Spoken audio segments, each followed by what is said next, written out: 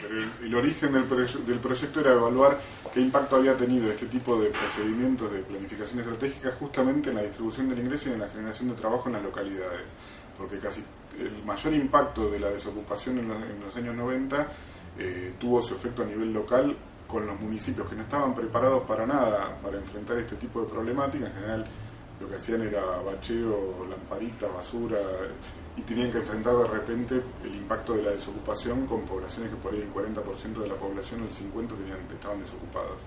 Entonces un poco el objetivo inicial era evaluar esto y bueno, en realidad la hipótesis se cumple, que es que no tuvo mucho impacto la planificación participativa estratégica en este tipo de cuestiones.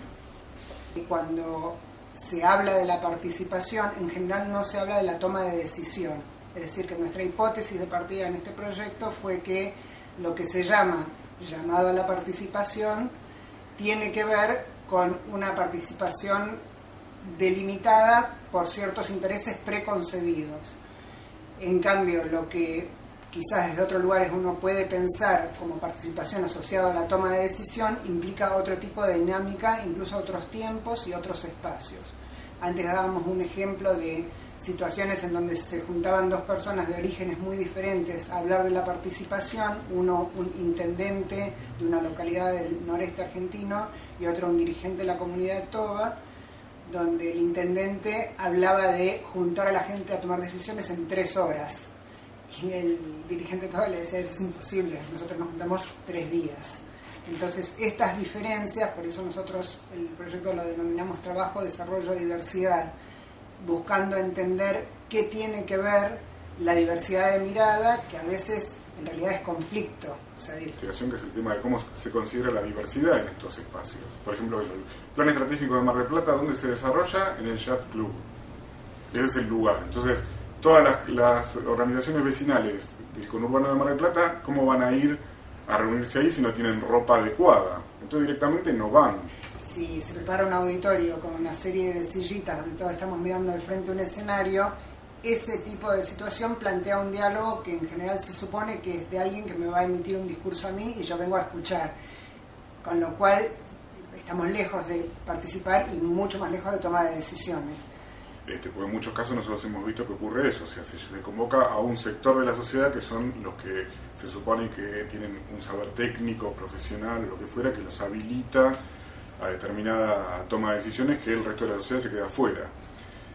Por ejemplo, si uno ve cómo funciona la convocatoria del plan estratégico de la Ciudad de Buenos Aires, no pueden participar expresamente asociaciones vecinales, comunitarias o culturales que tengan como objeto un barrio. O sea, solamente pueden participar organizaciones no gubernamentales que tengan como objeto toda la Ciudad de Buenos Aires, y no un sector determinado. Por lo tanto, quedan afuera un montón de organizaciones.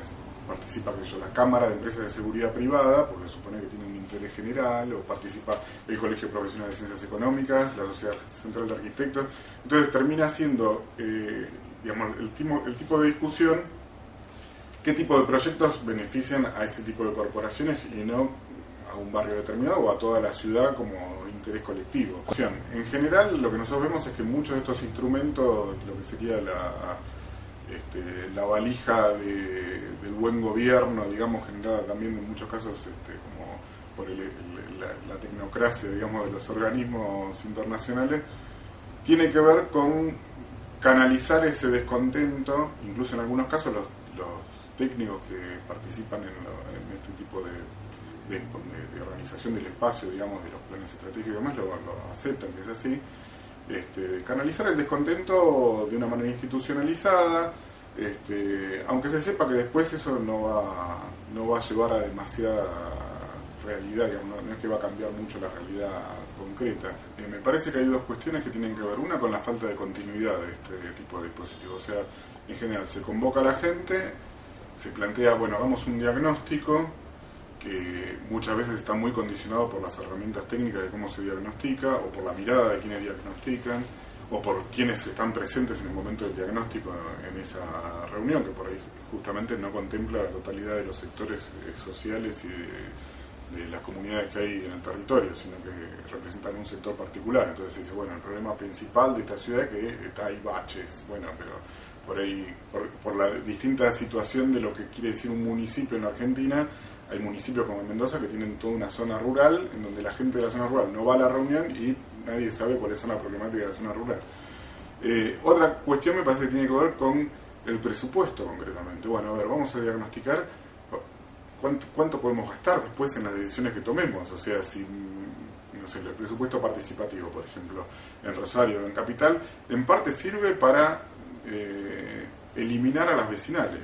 Bueno, una vecinal quiere andar presupuesto participativo, que es resolver un problema, plantear el presupuesto participativo como proyecto, y bueno, y si pierde, pasará al año siguiente, ¿qué va a hacer? Entonces la gente ya ni siquiera participa en las vecinales porque sabe que no sirve. Puede ser que si todos los políticos se convencen, a lo mejor esto cambie, pero sí, por un lado, como algo de mínima, de poder poner sobre la mesa un eje de discusión que nos parece muy importante, que es qué es participar y cómo se vincula la participación con la decisión. Hasta ahí sí. Y la otra cuestión, un poco mencionando lo que decíamos antes, es reconocer que hay actores sociales que preexisten a la llegada de un político a un cargo, que tienen una experiencia acumulada y que sí a veces han sido o apaleados o expulsados, como vos bien marcabas, pero que sin embargo, por una convicción y un trayecto, están dispuestos a volverse a constituir en actor social para ese que llega, entre comillas, nuevo. ¿Cómo se resuelve el conflicto entre la mentalidad del político que no quiere, digamos, compartir el poder y el hecho de que se abran estos espacios de participación? Y me parece que justamente un problema que existe concreto es que la gente ya no quiere participar en este tipo de espacios porque ya sabe lo que va a pasar, o sea, ya está podrida de que la usen para nada y de disponer de tiempo. Que yo vi un dirigente correntino que decía, esto nosotros le decimos la participación angaú, que en guaraní quiere decir como sí pero no. O sea, bueno, te invito a participar pero no vas a poder decir nada. Digamos, hasta allá tiene un nombre, no solamente en castellano. El libro se llama Trabajo, Desarrollo, Diversidad, que es el título que tuvo el proyecto de investigación, que es un título que a mí me gusta mucho. Dimos muchas vueltas cuando presentamos el proyecto buscando el título adecuado, porque nos parecía interesante buscar un título. A veces a los investigadores nos cuesta mucho sintetizar.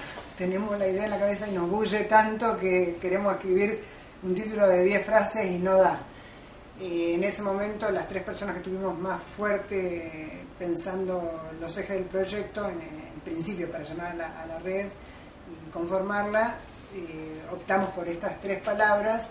Por supuesto tiene un subtítulo que te lo voy a leer, que es Políticas y metodologías de desarrollo local con acento en la generación de empleo, trabajo e ingresos.